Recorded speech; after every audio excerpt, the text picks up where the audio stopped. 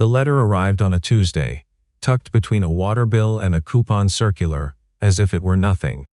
Russell Dane, 43, pressed his thumb against the corner of the envelope without opening it. He already knew what it said. He'd been with Hartwell Packaging for 11 years, and he'd watched the same letter find the same men, good men, experienced men, every quarter for the past 2 years. He just hadn't expected it to find him. His daughter, Sophie, 8 years old and already too perceptive for her own good, looked up from her cereal bowl. "Dad, you're doing the thing again." "What thing?" "The thing where you stare at something and pretend you're not scared." He set the letter on the counter, face down, and poured himself a cup of coffee that had gone lukewarm. "Go get your backpack. You'll miss the bus." She watched him for a moment longer than a child her age should have been able to, then pushed back from the table without a word. The offices of Hartwell Packaging occupied the top 2 floors of a glass building on Commerce Drive. A building that had felt, when Russell first walked into it 11 years ago, like proof that hard work still meant something in this country. He'd come up through the floor, literally. Started loading pallets in the warehouse at 26, after his marriage ended, and left him with a baby daughter, and a mortgage he couldn't quite make on one income. He'd been promoted to logistics coordinator in his 3rd year, then to operations supervisor in his 6th. He'd built the freight routing system that cut their overhead by 18%. He'd trained 4 of the 7 people who now reported to the woman who was about to fire him. Her name was Claudia Voss, 41. The new chief operations officer, brought in from a consumer goods firm in Boston 8 months ago. She had the kind of posture that made every chair she sat in look like a throne. Russell had tried, when she arrived, to give her the benefit of the doubt. He'd prepared a briefing on the legacy freight contracts, the warehouse inefficiencies he'd already flagged, the 2 vendor relationships that needed renegotiating. She'd listened with her hands folded on the desk, thanked him, and then handed all of it to a 27-year-old she'd brought with her from Boston, Russell. She said his name the way people say a word they've already decided they're done with. "Please, sit down." He sat. The room had floor-to-ceiling windows and a view of the river. He'd always thought that was a strange thing to give executives, all that distance from the ground. "I want to be transparent with you," she began, which was how people started sentences they had no intention of being transparent about.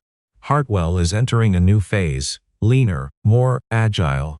The infrastructure decisions we're making now are about positioning the company for the next decade, not the last one." Russell nodded slowly. "And I'm the last decade." She didn't blink. "Your role is being restructured. The new freight management software will absorb much of what your team currently handles manually.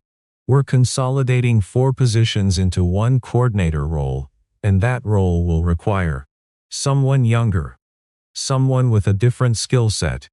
He looked at her steadily. "I built that routing system by hand, Claudia. Before the software. I can learn whatever platform you bring in 2 weeks. I've done it before. I know your record, Russell. This isn't a performance decision." "Then what is it?" She paused in a way that was rehearsed. "It's a structural one." He didn't raise his voice. He'd told himself, driving in that morning, that he would not raise his voice. Not because he was afraid of her, but because he understood something she didn't. That the way a man handles the worst moment tells him more about himself than anything that came before it. "My daughter's in 3rd grade," he said. "I'm her only parent. I want you to know that when you make these decisions." Something shifted in Claudia Voss's face, not enough to be called guilt, but enough to be noticed. She folded her hands again. "HR will walk you through your severance. We've been generous." He stood. He straightened his jacket. He said, "I'm sure you have," and he walked out. He did not go home. He drove for 40 minutes without direction, the radio off, the windows down despite the cold, until he ended up in the old industrial section of town that everyone in the city had been talking about for years, talking about without doing anything about, which was the particular specialty of municipal planning committees everywhere. The Caldwell Mill District sat along the eastern rail spur, like something the city had decided to forget. 6 blocks of defunct manufacturing buildings, broken rail ties, and cracked lots where the weeds had come back so completely that the concrete looked like an afterthought. Russell had driven through here maybe twice in his life. Both times he'd thought, somebody should do something with this. He parked in front of a building that had once been a cold storage facility, according to the rusted signage still bolted above the loading dock. 3 stories. Brick that had gone from red to the color of dried blood. Half the windows boarded, the other half simply gone. A chain-link fence around the perimeter, with a padlock that had rusted to the point of being decorative. He sat in his car and looked at it for a long time. He didn't know what he was doing there. He only knew that when the ground shifts under you, sometimes you drive until you find something solid. Even if solid looks, to everyone else, like a ruin. He told Sophie that evening, matter-of-factly, because she deserved that. He'd learned in the early years of raising her alone that children don't need protection from the truth. They need to see the adult in their life, look the truth in the face without flinching. They let you go? She said. They restructured my role. That means the same thing. It does, yeah. She was quiet for a moment. She was doing homework at the kitchen table, pencil in hand, not writing. Are we going to be okay? We're going to be fine. He said it without hesitation, because it was true. He'd been careful with money for 11 years, had no debt except the mortgage, and had 6 months of savings set aside for the exact shape of disaster that had arrived today. It's going to be a different kind of fine than what we're used to, but we're going to be fine. She looked at him the way she did sometimes, too old, too serious, the look of a child who has been the only person in a room with a grieving parent and has quietly learned to carry half of everything. Okay, she said, and went back to her homework. He sat across from her and opened his laptop and started looking up property records for the Caldwell Mill district. The cold storage building had been in receivership for 6 years. The city had twice attempted to auction it, and twice the bids had fallen through. Once because the buyer couldn't secure financing, once because a structural report scared off the investors at the last hour. The asking price by now had dropped to something that made Russell read the number 3 times before he believed it. He called a contractor he trusted, a man named Gil, who had done the work on Russell's back porch and never overcharged him once. Gil walked the building with him on a Saturday morning, flashlight in hand, boots crunching on broken glass and pigeon feathers. It's not as bad as it looks, Gil said, which was either optimism or professional assessment. With Gil it was hard to tell. Tell me the real number, Russell said. Gil told him. It was significant, but it was not impossible. And Russell Dane had spent 11 years calculating what was possible. He spent 3 weeks doing the math. He laid it out in a spreadsheet he kept open at the kitchen table, long after Sophie had gone to bed. The acquisition cost, the renovation estimate, the projected revenue from cold storage lease rates in the region, the timeline to break even. He called 2 commercial real estate brokers who had listings in the area. He called a food distributor he knew from his logistics days, a man who had complained to him at an industry conference 2 years ago about the lack of reliable cold chain capacity in the region. The man remembered him. He asked questions. Then he said carefully, if you had operational space in that district by Q3, I'd want to have a real conversation. Russell typed that into his notes and underlined it twice. The loan approval took longer than he'd expected, partly because he was newly unemployed, and partly because lenders look at an ex-logistics supervisor buying a 6-year abandoned cold storage building in a forgotten industrial district, and they want to understand exactly who they're dealing with. Russell had to make them understand.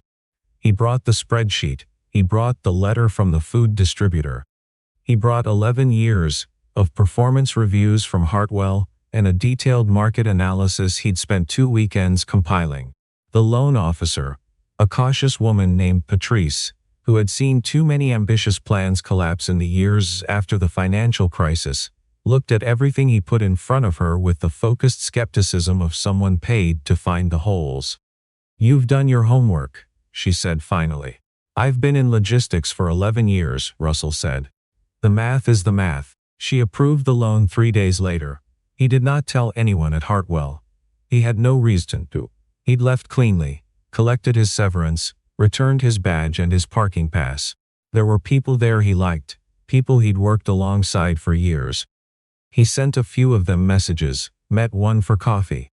But he didn't mention the building. He wasn't ready to explain something he hadn't yet built.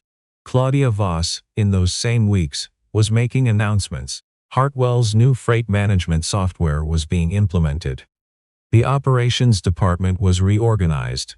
A press release went out about the company's modernization initiative, with a photograph of Claudia and the young man from Boston shaking hands with a software vendor. Local business press picked it up. Someone emailed it to Russell, without comment, just the link. He read it once and closed the tab. He had concrete to pour. The renovation took 4 months, which was 1 month longer than Gill's estimate, because the third floor had a drainage issue that the structural report had flagged as minor, and that turned out, on closer inspection, to be the opposite of minor. Russell spent a week feeling the particular dread of watching a budget line become a wound. Then he called Gill. They sat in the building with bad coffee and a revised plan, and they figured it out the same way Russell had figured out everything in his life, by not looking at how far the gap was, only at how to get from one side of it to the other. Sophie came to the building on weekends. Sometimes, when the work wasn't in a stage that required keeping her away from it, she brought a book and sat on a folding chair near the entrance, while Russell walked the space, with Gill, or with the electricians, or with the refrigeration contractors, talking about temperature zones and load capacities, and the weight ratings of the original brick walls. She watched him the way children watch a parent, doing something they've never seen before, with a quiet calibrating attention, as if filing it away. One afternoon, she walked the full perimeter of the ground floor, looking up at the beams, at the new refrigeration panels that were going in along the east wall. "What are you going to call it?" she asked. He hadn't decided. "What do you think?" She considered the building for a moment with the seriousness she brought to all problems. "Something that sounds like it was already here," she said. "Like it always belonged." He looked at her. At 8 years old, she understood something about branding that most people spent careers learning. He called it Caldwell Cold Storage. The name was already on the bricks, in a way. He just kept it. The first client signed a 6-month lease for 2 temperature zones before the building was finished. The food distributor Russell had called 3 months earlier came to walk the space in hard hat and boots. Spent 40 minutes asking detailed questions about access hours and temperature logging and insurance, and signed a preliminary agreement in the parking lot. "You told me Q3, the man said. "You hit Q3, I said I would," Russell said. The second client came through a referral from the first. The third Russell found himself, through a connection from his logistics years, a regional produce cooperative that had been trucking products 60 miles to access cold storage, and had been quietly desperate for a closer option. By the time Caldwell Cold Storage had its operational certification, and its loading docks fully functional, Russell had enough signed leases to cover his debt service and his operating costs with room to spare. He did not celebrate. He recalculated. Then he calculated what the second wave of growth would look like. He heard about Hartwell's problem from 2 different sources in the same week. The freight software, it turned out, had integration issues with Hartwell's legacy inventory system, issues that an experienced logistics person would have identified in the assessment phase, and that the young man from Boston had apparently not identified, or had identified and not escalated, or had escalated and been told to proceed anyway. The result was a shipping delay that affected 3 of Hartwell's top 5 retail accounts, and generated the kind of complaint chain that gets written about in trade publications. Separately, Hartwell's largest cold storage vendor, a regional facility 60 miles away that Russell had flagged in his briefing 2 years earlier as a single point of failure risk, raised their rates by 22%, citing capacity constraints. Russell learned all of this in a single week. He sat with it for a while, the way you sit with something that isn't quite satisfaction and isn't quite anything else. Then he had his assistant call Hartwell's procurement office, and schedule an introductory meeting. He introduced Caldwell Cold Storage as a regional option. Local, reliable, competitively priced, with available capacity, and a logistics-trained operator who understood the specific requirements of clients in their sector. He did not mention his history with Hartwell. He didn't need to. The procurement manager, a careful man Russell had worked alongside for 6 years, stared at the business card for a moment. "Russell Dane," he said. "Caldwell Cold Storage, that's right." The man looked at him with an expression that contained several things at once. "You built this, we've been operational since Q3. The silence in the room had a texture to it. The procurement manager set the card down very precisely, corner to corner with the edge of the table, and said, "I'll need to brief our COO." Russell said that would be fine. He had plenty of time. He was in the car when his phone buzzed. He glanced at the screen at a red light. An internal Hartwell email, forwarded to him by the procurement manager without comment. It was a summary from Claudia Voss's team of regional cold storage options, compiled in the wake of the vendor rate increase. At the top of the recommended list, flagged as the strongest operational fit, was Caldwell Cold Storage. Below that, in a separate line, a note in Claudia's own hand. "Who is the operator? Do we have a prior relationship?" The light changed. Russell set the phone on the passenger seat. He drove. Sophie was awake when he got home, past her bedtime, sitting at the kitchen table with a glass of water, and the air of someone who had decided not to go to sleep until she knew how the day went. "Well?" she said. He sat down across from her. The kitchen was quiet. The refrigerator hummed. Outside, a neighbor's dog barked twice and stopped. "It went well," he said. "How well?" He thought about how to explain it to an 8-year-old, about the procurement meeting, about the forwarded email, about what it meant that the company that had decided he was finished was now looking at his name on a list of recommended vendors. "You remember the building?" he said. "The one we walked when they were putting in the refrigeration panels? The one that sounds like it was already there." "Yeah." He looked at her. "The people who told me I was finished are going to need it." Sophie looked at him for a long moment with those two old eyes. "Did you know that was going to happen?" "No," he said honestly. "I just knew I needed to build something real." She nodded, slowly, as if she was storing that somewhere she'd use later. Then she stood up, carried her glass to the sink and said, "Okay. Good night, Dad." "Good night, Soph." He listened to her footsteps go down the hall. He stayed at the table for a while after, in the quiet house, with the sound of the refrigerator and the occasional car passing outside. And he thought about the letter that had arrived on a Tuesday, tucked between a water bill and a coupon circular. He thought about how sometimes the worst thing that happens to you turns out to be the only door that was going anywhere. Then he opened his laptop and started working on the proposal for Hartwell's account. Not out of anger. Not out of anything that resembled revenge. Out of the same thing that had gotten him through the last 11 years. The math was the math. And the math said he had work to do.